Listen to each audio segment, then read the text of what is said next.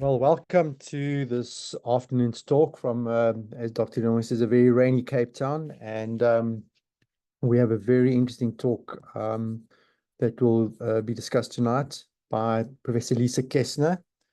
We're looking tonight at urinary tract infections, and this is a very, very important and quite difficult subject to manage. So I'm very glad that we're going to be discussing this tonight. And again, thanks so much to all of you for joining us. And yeah, so our speaker tonight is Professor Lisa Kaestner, who has recently joined us here at Chris Barnard Hospital as a full-time specialist here. She's Lisa's urologist, but she has most recently been appointed as a professor of urology. She's one of the first professors and I think one of the first PhDs in urology in South Africa. So she's to be congratulated on that. And indeed, she's available for private consultations here at Chris Barnard Hospital. So it's very great to have you here, Lisa. Lisa, can you hear me? Are you online? Hi, sorry, apparently my internet connection is unstable. Yeah, hi. Yeah. Apologies from Dr. De Jong. He has a family commitment tonight, so you won't be able to join us. But again, it is very good to have you, Lisa. So without further ado, we'll be getting on with Lisa. We'll be hearing about next week's talk soon. But yeah, I think maybe we can fire away. I will be interrupting you, Lisa, as we go along. And again, these are very difficult patients to manage. It covers a large range of young and old patients, and yeah, so we're looking forward to that.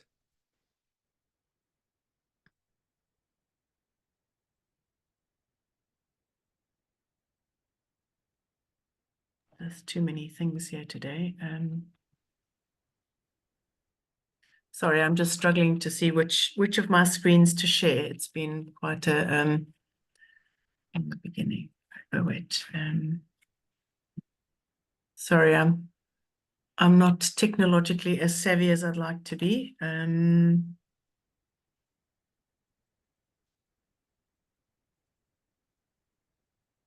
you see that? Yeah. Okay, great. So it is working. Yeah, so I have given this lecture before to people who think that they're having a little deja vu. Then that's probably why, because I have presented this talk before. Not much has changed, unfortunately. So I wish I could share with you some absolute pearls, but unfortunately, there's not that much new around, to be honest. So just these are my disclosures. Most of you know who I am. He's introduced me already. I'm Lisa Kaestner. I work at Christian Barnard, and I also work part-time at Critical Hospital. When one's thinking about UTIs, one can consider this little picture that's in the European Association of Urology guidelines. And when one's looking at recurrent UTI, it's sitting there right in the middle. Unfortunately, this doesn't really help us very much in terms of how to manage it, but we'll go through some things that you can do to try and help your patients. A lot of the time with recurrent UTI patients, we feel like this. It can be quite a difficult patient group to manage, and unfortunately, you often don't find a solution with your first attempt. So it does take a little bit of resilience and a journey with the patient. So just looking at the definition of recurrent UTIs, we see a lot of patients that tell us they have recurrent UTIs, but they might not actually fulfill the criteria. Looking at the EAU guidelines, that's 3 UTIs in a year or 2 in 6 months. If you look at the ICS definition, those are patients that both have a clinical history in keeping and also a confirmatory diagnostic test, and that's at least 3 in 12 months. The AUA guidelines are similar, basically 2 in 6 months or 3 in a year. So just to go over again what an uncomplicated UTI is, well, you know, it's pretty much those young female patients that aren't pregnant, that don't have any abnormalities or any other risk factors, and basically everything else is complicated. And that is important because it makes a difference to how long you're going to treat them. They're going to need at least 7 to 14 days if they are complicated. So just a short word on asymptomatic bacteriuria, just to remind you that this is growth of bugs in an asymptomatic individual. It is actually quite common. There's, usually I think it's about 2 to 3% of the population in normal healthy population will grow bugs and be asymptomatic, and they're equivalent to commensal colonization. But one shouldn't forget that these commensal bugs, or at least these asymptomatic bugs that one cultures, can be protective, and that you shouldn't really be treating them unless there is proven benefit for the patient, because by treating them, you can eradicate a population of bugs that's not causing disease, and you may then select out more resistant bugs, change that commensal population, and put the patient in a situation where they then get recurrent infections with resistant organisms.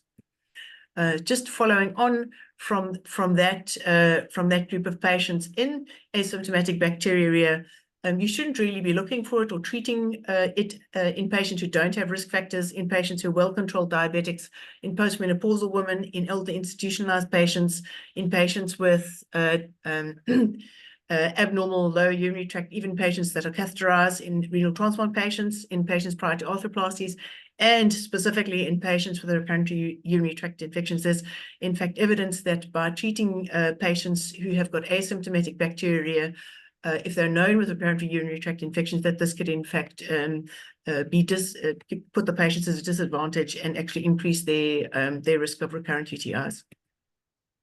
So then just looking at patients who are presenting, complaining of recurrent UTIs, I think it's important to try and weed out those that are in fact recurrent UTIs from those who need a little bit more attention and perhaps on referral and investigation.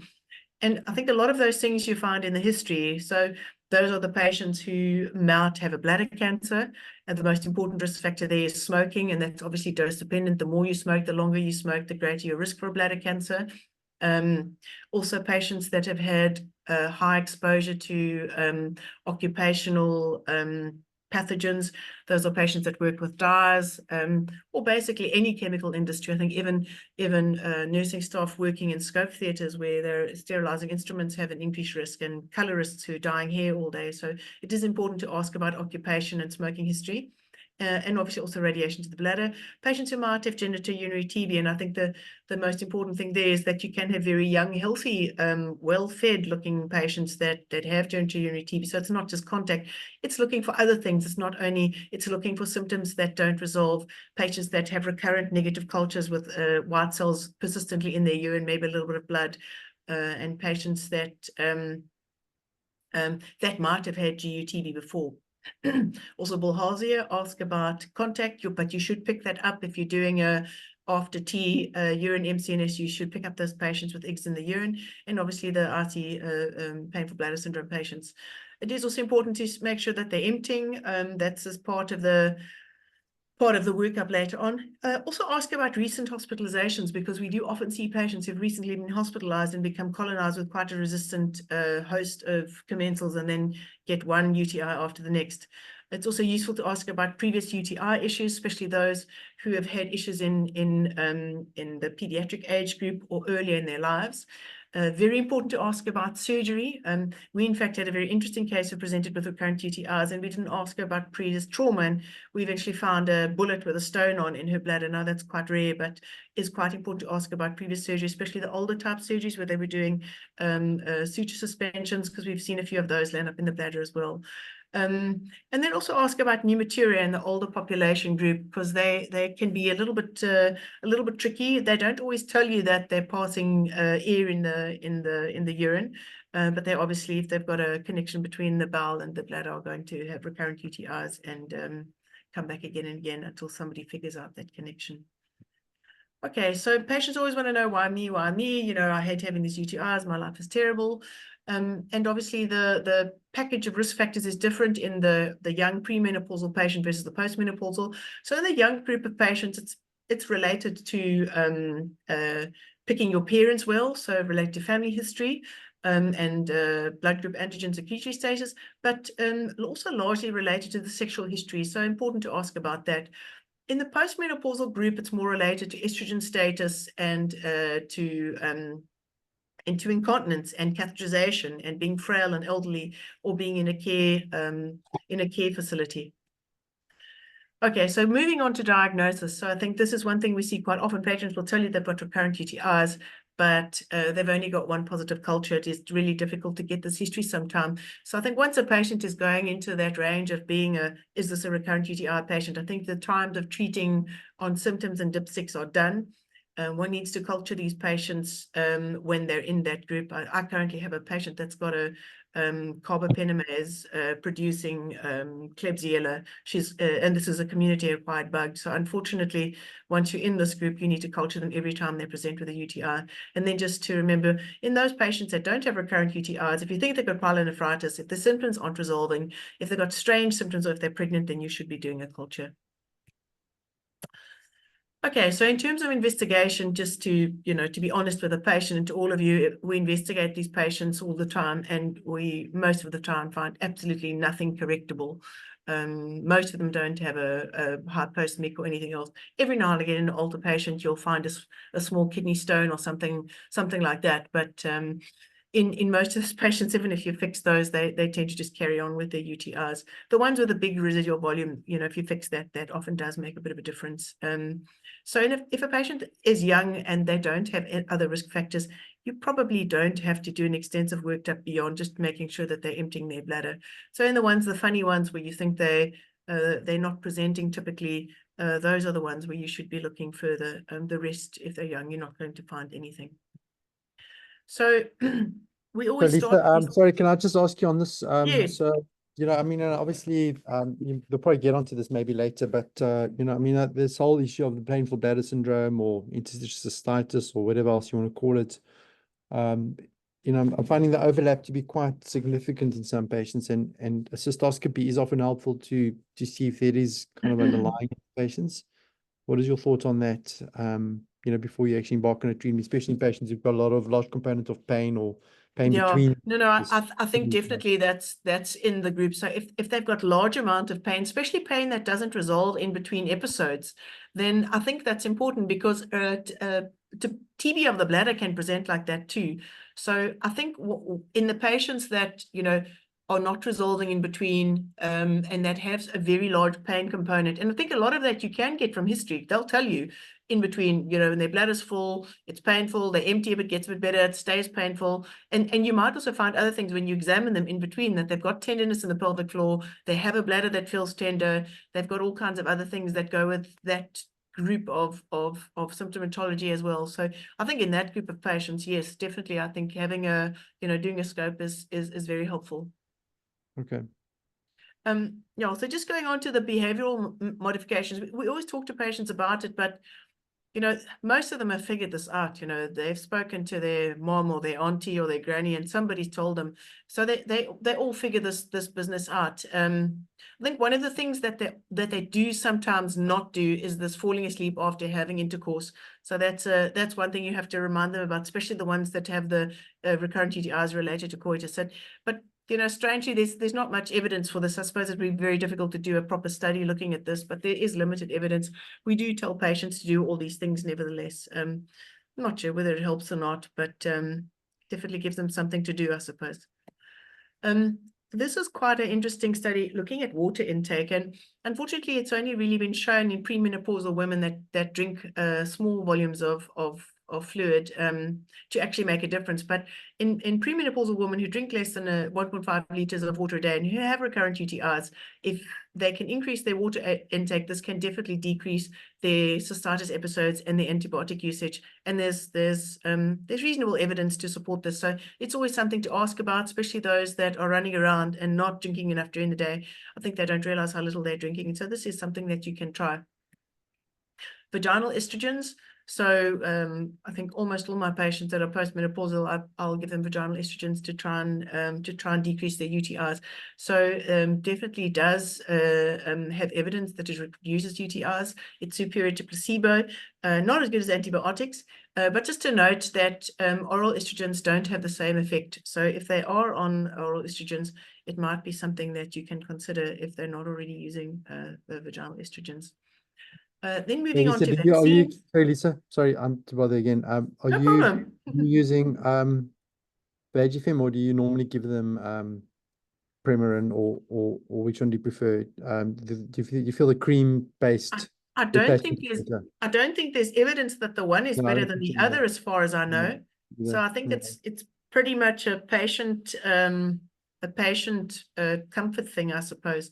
I find a lot of the older ladies, they don't want to shove things up there, So they feel happier literally manually putting this cream on the finger and putting it in there, because they don't want to kind of have anything in their vagina or stick anything in there, because they're afraid to cause injury. And in those patients, I think the cream is definitely better. So I think most of the older patients tend to like that, and I think the kind of the younger patient, they tend to like the idea of the Vagifem more. So but I don't think it matters which one, just as long as you're giving them something. I think on first principles, though, to be honest, I think using something that is more cream-based, you might get a little bit more of an effect on the external genitalia, which in principle might work better because of the impact on the pH. So Yeah. I do tend to maybe prefer giving my patients Premarin, but you're right, there's absolutely no evidence or any of that. Yeah, I've actually, for the patients that are very hesitant to use, applicators and things like that, I actually don't care much for the rest of the vagina. I just want it around the urethra. So I basically, even if they can literally get it onto the hole where the pee comes out, I'm happy. That's what we need. And they seem to get that. Okay, so the next thing is vaccines. So yeah, this paper's conclusion has a systematic review has concluded that there definitely is evidence for efficacy, but unfortunately there's quite a lot of heterogeneity, and I'll go through some of the things that are available internationally and some locally, and you'll see why they say that there's an issue with heterogeneity. So these are looking at some of those that are internationally available and not locally. You'll see that there's quite a difference as to the delivery mechanism. Some are oral, some are vaginal pessaries, some are intramuscular injections, some only cover E. coli, and some cover a broader range of organisms. And I think that's probably why the evidence is a little bit all over the place. But despite that, they do seem to work. They have a good safety profile. And there is quite, if you look at this, these recommendations are from the European Association of Urology Guidelines. They have quite, the evidence, as you see, it's 1A. It's not bad, it's I think, and it's got a strong recommendation. We don't use it a lot locally, and I think that's probably because before we haven't had anything available. But we do, in fact, have something locally available. It's actually, strangely, I ran into the rep in the passages at Christian Barnard today. That's your email at the bottom. It's not too expensive. I think it's about 3,000 Rand. They need to use it for 3 months. Some of the funders will pay for it. And it has good evidence. It does seem to make a difference. And it covers E. coli, and I think Proteus. I think there's 2 other organisms, I think. It covers. So it's got a broader cover, and I think it is something that one should be trying. I think 3,000 Rand is not breaking the bank. And considering what these patients pay in terms of in pain and suffering and recurrent antibiotics, I think it really is worthwhile. So it is something that you can consider. Write down this lady's email. She will help you. Unfortunately, it's not registered in the country, so you have to do a Section 21 application, but it's a consent form you need to do with the patient, and the suppliers do the application for you. I think it's an extra $300 or something for that separate application for that Section 21 application. Okay, the next thing is probiotics. So people always talk about yogurt, but this is actually orally taking antibiotics, and these are the ones that apparently have the highest efficacy, but there's not really much data on how much you need to give, how long you need to give it, and what particular strains you need to give. So it is the data is all over the place, but it does seem to make a little bit of a difference. Unfortunately, we don't have combinations that locally that I know of that have exactly this mix. So whether or not this is useful, I'm not really sure, considering that the evidence is all over the place, and many of the kind of the locally available probiotics don't really have all of these ingredients. So use it, don't use it. I think there's other options which have better evidence and that are locally available. So I haven't used them. I'm not sure, Steve, if you have any experience with these. I have been through a phase of using Rutarina. I've used the Multiflora Woman, but about a year ago I spoke to one of the microbiologists, and they suggested you use Probiflora 9, which become my go-to one. But I'm a very firm believer in the microbiome forming an important part of our resistance against recurrent UTIs. And so in anyone with recurrent UTIs, I do insist that they do take some probiotics. And then I also just encourage them to look at their diet, what they're taking in terms of their fruit and veg and their general exposure to microbiome and improving that. So I actually say to patients they need to take 20 types of fruit and veg every week to try and focus on that, and even including a little bit of wine. I think it does have some micro effect. So, but anyway, that's just my take on the whole. But I think Yeah. it's an important part, and we might find this going forward that it might actually improve things. My fellow speaker who was recently working with me, one of his colleagues in Israel is working extensively on the microbiome in recurrent UTIs as well. But I don't know if you're going to be touching on that later, Lisa. But it is a very No, important not thing. really, not really. Eh? I think when Yeah. it comes to the microbiome in all of the urological conditions, there's a lot more work being done and a lot more metabolomic work being done. You know, they're even now in the recurrent UTI sphere doing these extended cultures where they are trying to culture the poorly culturable, the unculturable organisms. And there's this belief that in many patients, we're actually not culturing the bugs that are causing the recurrent UTI. So patients Yeah. may present with the symptoms of a UTI, but when you culture, you don't find a bug. So there are the other bugs like mycoplasma, and there's a whole host of them that we don't catch them in a normal culture. And I think that's where a lot of the thought is in this kind of giving longer term antibiotics and broader antibiotics and prophylactic antibiotics, that one's actually targeting those bugs that you actually aren't treating or identifying and can't target well, because you can't culture them very well in a standard culture. So I think there's a lot of work being done. It's quite interesting. Yeah. Yeah. I don't know when it's going to be prime time, but I think that's beyond just the microbiome. That's actually looking at infective organisms. I think when it comes to the microbiome, I think the metabolomic type studies do give you a reflection of that. But the problem with that microbiome is, for instance, in stone disease, they have done work trying to repopulate the gut with oxalate degrading bacteria, and they've been quite unsuccessful at trying to populate the gut with better bugs. There also seems to be quite a broad variation when it comes to the gut microbiome across diets and across population groups in South Africa. So, but you are correct, the diet plays a big role, because I think at Tigerberg, they're doing a big study looking at the microbiome in colon cancer patients. And it's quite interesting that patients that move from a rural to an urban setting, they do have a shift in their microbiome. And so you are right. If you eat rubbish, it does mess with your microbiome. And you're right. It's vegetable fiber as well, because obviously a lot of these organisms, they live on cellulose and on oxalate, which is very high in green vegetables. So yeah, I suppose you Yeah. are what you eat. Eh?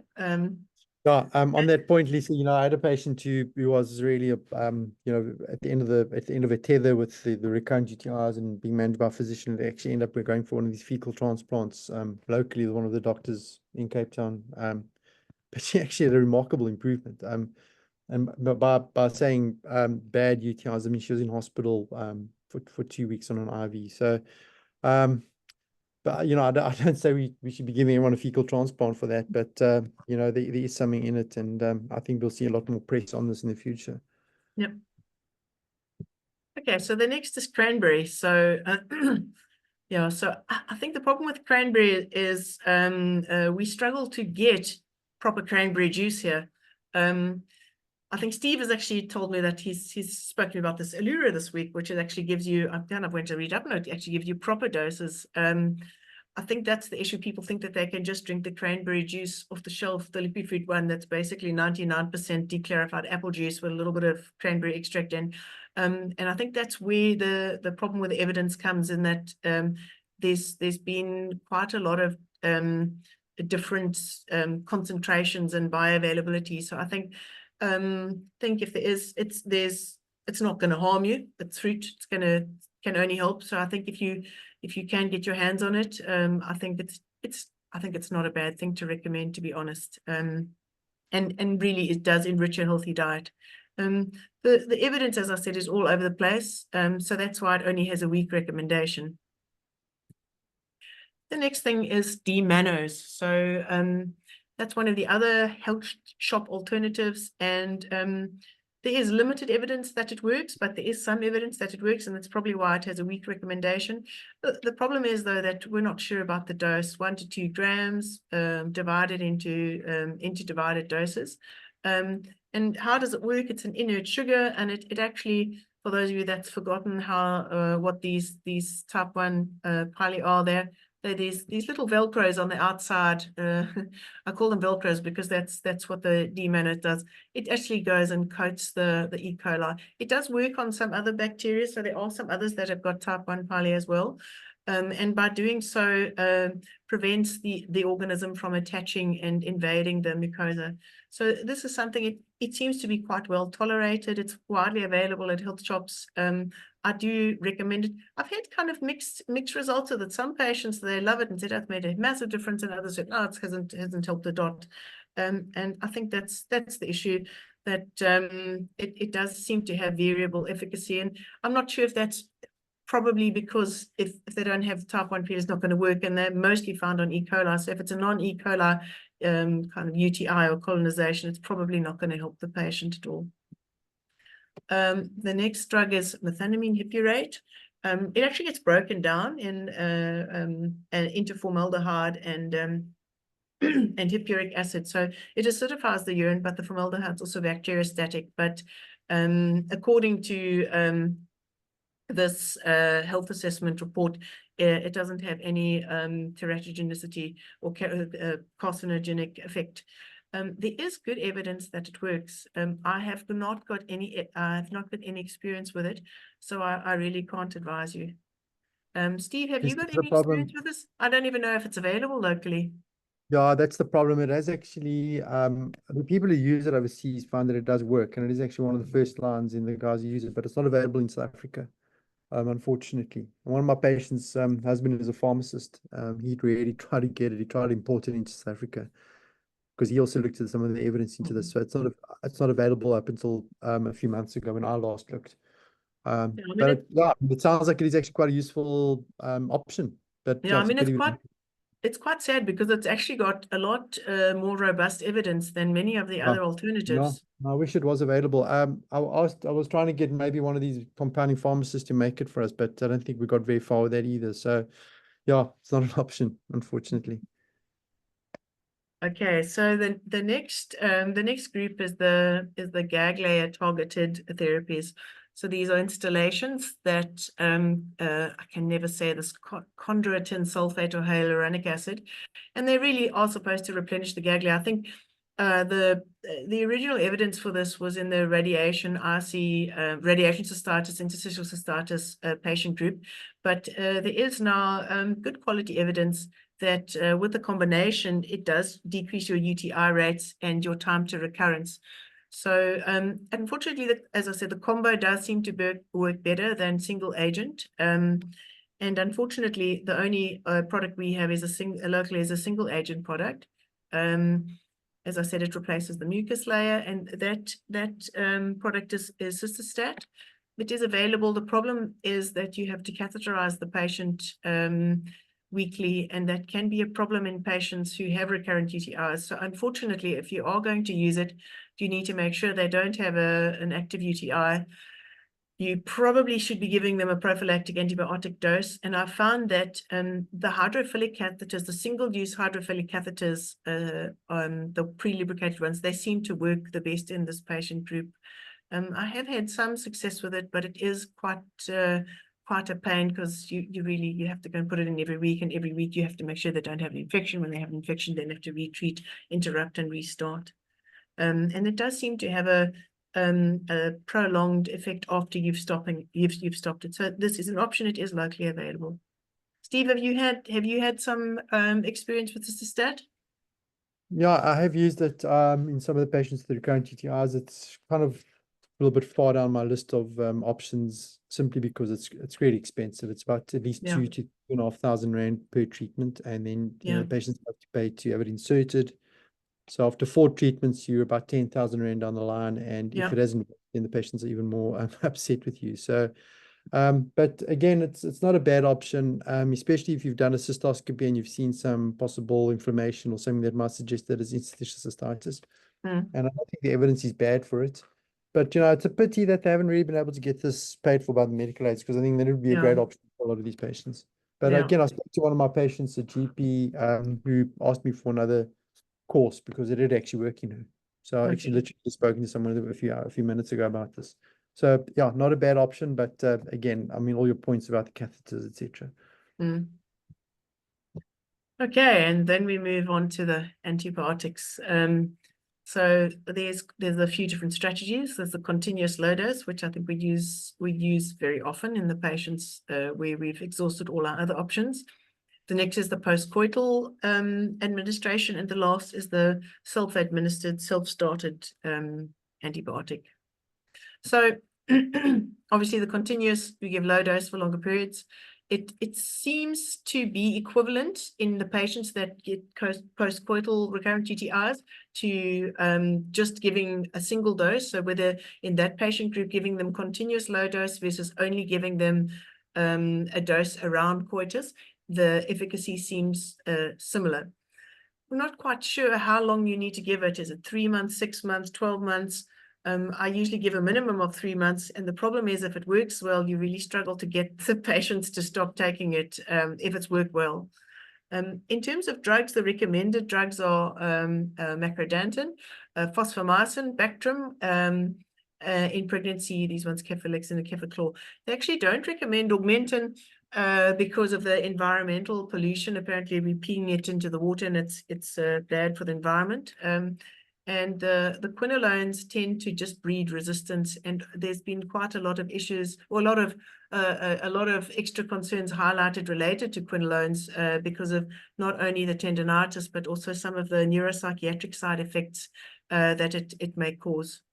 So it has really fallen out of favor as a long-term prophylactic drug.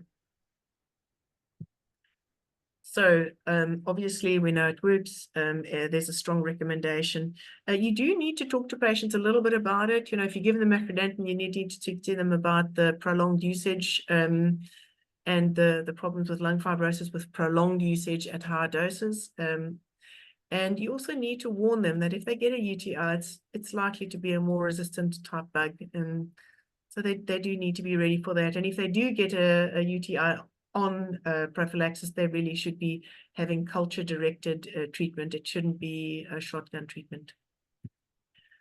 So what's Kefaclor? Is that yeah, these are cephalosporins. I think they're second generation cephalosporins. I think they're not all available here. Yeah, I use quite a lot of Kefalexin. It's a first generation cephalosporin. It's marketed as Rancef. And in fact, I'm often use it instead of macrodantin, and it works quite well. So that's also not a bad option. But yeah, it's sometimes not an option. Yeah, so all options. Yeah. Okay, then the post-coital one, as I said, it's as efficacious as continuous in those patients that get recurrent UTIs related to coitus. And it's particularly important in those patients who are pregnant, who have a history of frequent UTIs before pregnancy, because they're obviously at quite a bit higher risk of having that happen during their pregnancy as well. And once again, a strong recommendation. This is, as I said, once again, EAU recommendation. And then the last one is the self-administered. And I find this approach actually quite useful because a lot of patients don't want to take continuous antibiotics. And it does give patients quite a lot of, it empowers them quite a lot. Not all patients are suitable for this approach, but for the correct patient, it's excellent. I think one thing you do have to remember is if you are going to go this route, you need a safety net with the urine culture. So they have to take the culture before they start the antibiotics, and you need to have an understanding that that culture is going to be followed up so that if they have a resistant bug, that they're aware that they're going to have to take other antibiotics. And in this approach, you just give them standard short course antibiotics. And yeah, it does work. It's a good approach for the right patient. Okay, and it has a strong recommendation. So, as I said, there's not much new. So just in summary, just make sure it is a recurrent UTI and that it is the correct diagnosis. You don't have to investigate everybody. Just in some patients, they're the ones that are atypical or have other red flags. I think also consider using the over-the-counter or the non-continuous antibiotic approach because there's reasonable evidence. And I think it really is important that one gives the patient those options. Some of them won't want those options, but I think you really should consider it and discuss with your patient. Don't forget the vaccines, they do work. And I think they're a lot more available now. I think this with the Euroimmune, people are really trying to make their product a lot more accessible and are giving quite a lot of support to doctors trying to prescribe the medication. Don't forget vaginal estrogens. We do often forget them, and they do help. Consider installations. I agree with Steve, though, they are quite a pain, and they are expensive. And then I think lastly, one has to remember that it's quite a marathon. These patients do need a lot of support. It is quite difficult to have recurrent UTIs. It has quite a severe effect on a patient's quality of life, and some of them do get quite despondent. And they do really need quite a lot of support. And unfortunately, they do need quite a lot of access. It doesn't have to be a specialist. If they have a good relationship with the general practitioner, that the general practitioner can be their point of contact every time they get a UTI, but they do need rapid access to care. And that's quite important that one creates that kind of pathway for them. So we're not all going to be setting records in the two oceans like Gerda, but I think in terms of trying to manage recurrent UTIs, it is possible, although it can be, as I said, quite a tiring and exhausting experience. So that's all I have. No. Thanks very much, Lisa. It was a beautiful, comprehensive review and summary of the subject, and I think you've given us a lot of pearls to take with us and to move on to treating these patients. And thanks so much for the time you put into preparing and to presenting this talk. Gerard has just asked a question about screening for asymptomatic bacteriuria in pregnancy. Do you have any thoughts on that? I know it's more of an obstetric question, but Yes. yeah, Yes. but do you have any strong feelings about that? I mean, we know that there is a potential for developing pyelonephritis and the implications of that for preterm labor. I'm not sure. I'm also not an obstetrician, but any strong feelings on that? I think you have to ask the obstetricians in the room. I mean, we've had a few problem patients that have developed stones in pregnancy or have developed recurrent, and those are problematic because then you have to cycle antibiotics, and that's a pain in the ass. We generally previously working at Critical Care, those patients are managed as high-risk patients, and are basically drawn out from the community because they can be so difficult to manage. But I think in terms of the routine patient, a normal just any obstetrician would be able to give you a better answer to that question. In some of our high-risk patients, like we've got some epispadias patients floating around, and we've also got some of our cloacal extrophy patients. Those patients we basically were looking, I think they were being seen almost monthly in the later parts of the pregnancy, just to actually have screening because they were at such a high risk for recurrent UTIs. Steve, I think you were involved with some of those patients who had prolapse after. I think we had 2 or 3 of them in the system. We did. But I think if they kept on a tight leash and they and they are prophylaxed appropriately, they do fine. Yeah, Marcus Fasson has said that asymptomatic bacteria is associated with high risk for preterm labor and therefore is advised to treat. I agree with that. The question is how long you should treat for, and should they take prophylactic antibiotic for the rest of the pregnancy. I'm not personally sure on the guidelines for that, so unfortunately, I don't really have an answer to that. But thanks, Lisa. Again, I mean, I just want to say I have been using the vaccine for about 7 months. It was made available in South Africa since January. I've got about 25 patients on it now, and that's what it looks like. Actually, it comes in a little box like that, and I don't get anything from the company, so don't worry. But it's a little spray. They take it every day and they put it under their tongue. Of all the patients that have been having it, not had one patient with any side effect or adverse event. In terms of efficacy, one patient has recently told me she got a UTI after taking 3 months of the vaccine.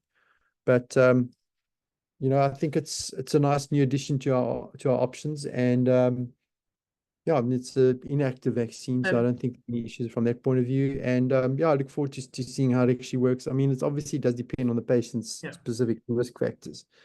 And So yeah, sorry, Lisa. sure. This is some of the original, some of the kind of the things I've lifted out of some of the early publications. I think there's about 3 or 4 of them now. Looking at Euroimmune, the initial Yeah, studies. So I mean it looks quite compelling, but this is a 3 and does, 6 month follow-up. So I mean one doesn't know okay. how long it's going to work, but it definitely does seem to have a significant decrease in UTI episodes. That's Klebsiella, E. coli, Proteus, I think, and Enterococcus. Those are the 4. Yes. And obviously, if the patient's going to have a different strain of E. coli, they're going to get a UTI. But I mean, if we're on the ropes with a lot of these patients, and I always say to patients, like an immunostimulant, which might be better than taking macrodantin or an antibiotic each time. So, and maybe a local audit is quite a useful thing. But yeah, we look forward to the results on that. Lisa, thanks. That's a great summary. There aren't any other questions at this stage, so there's nothing further to be asked. Yeah, thanks to everyone for joining. Thanks again to Lisa. And I'm sure Lisa would be happy to see some of your patients who have these difficult problems. And she's in full-time private practice now at Chris Barnard. So yeah, we look forward to further discussion about these and other issues related to recurrent UTIs. So thanks so much. And yeah, we look forward to seeing you next week. We'll send out an advert. We haven't confirmed the speaker for next week, but we'll be sending that to you all soon. And again, thanks. We had a great turnout tonight, and we thanks to everyone. Keep warm, and we'll see you all next week. Thanks so much.